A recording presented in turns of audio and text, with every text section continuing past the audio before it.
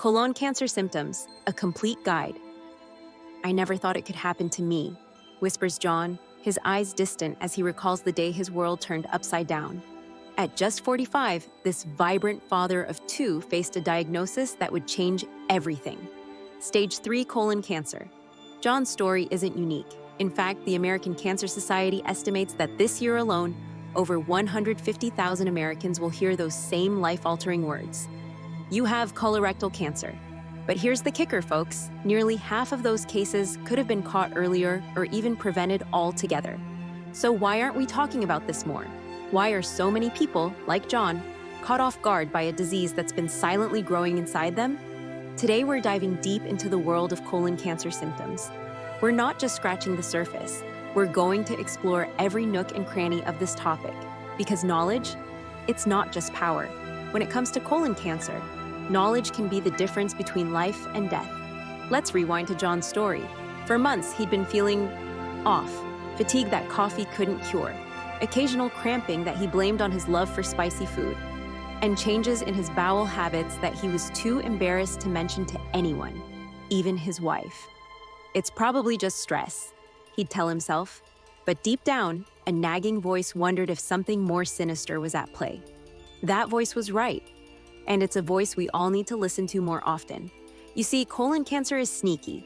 In its early stages, it often doesn't wave any red flags. But as it grows, it starts to leave clues. Clues that, if we're paying attention, can lead us to early detection and better outcomes. So what are these clues? Let's break them down. Blood in the stool. It might look like bright red streaks or make your stool look darker than usual. Don't ignore it, folks. It's not always hemorrhoids. Changes in bowel habits. Are you suddenly constipated when you've never had issues before? Or maybe you're running to the bathroom more often than usual.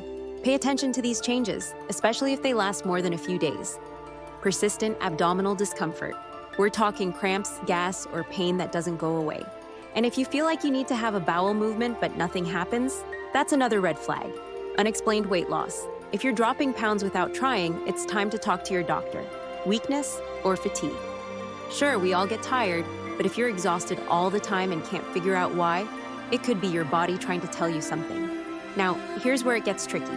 These symptoms, they're not exclusive to colon cancer.